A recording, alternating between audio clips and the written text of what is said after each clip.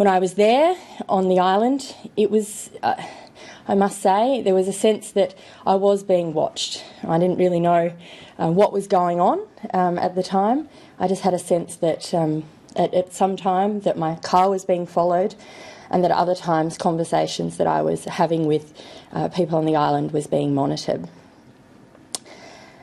Revelations through the submission to the inquiry have revealed that there was a team of guards who worked at the Nauru Detention Centre who were directed to spy and to conduct surveillance on me while I was on the island. And of course, I was there with my Chief of Staff at the time.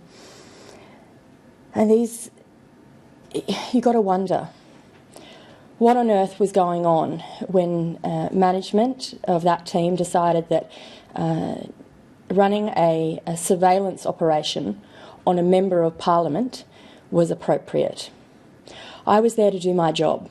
I was there to talk to the people inside the centre, the refugees, the families, to speak to the workers inside the centre about how they feel.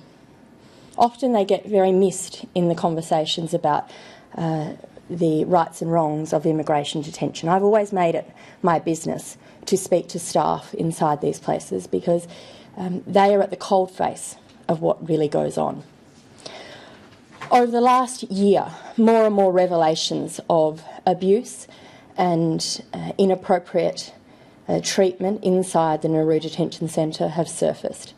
They've surfaced because we've had staff who work inside the centre put their own jobs and careers on the line by coming forward and speaking out, despite the fact that the Australian government puts such harsh and strict gags on them. I thank every single one of those staff for coming forward and being able to shed some light on the terrible, abusive and horrible conditions inside that camp. I also thank the families, the mums and the dads and the children who have to live in this place of horror, this hellhole, for communicating as best they can with the outside world of the conditions that they have to live in.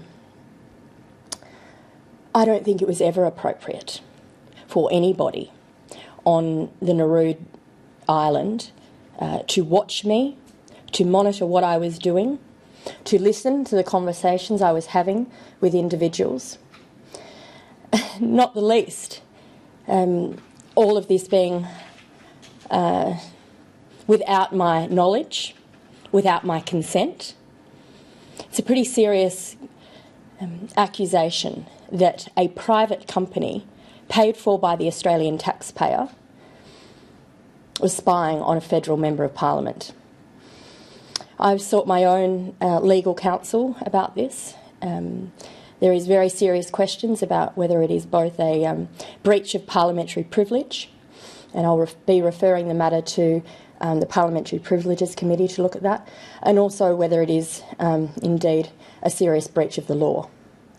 Of course, spying on somebody as a private company, unbeknown to them, watching them in their room, following them in their car, most common people would understand that that is wrong.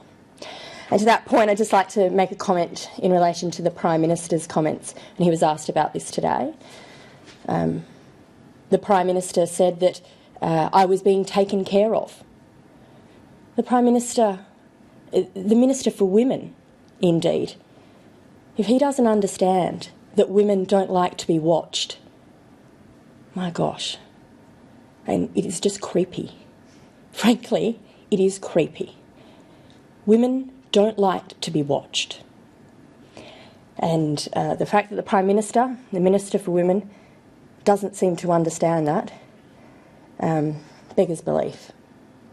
I'd like to ask the Prime Minister how he would feel if his wife was being watched, how he would feel if his daughters were being watched going around about their work.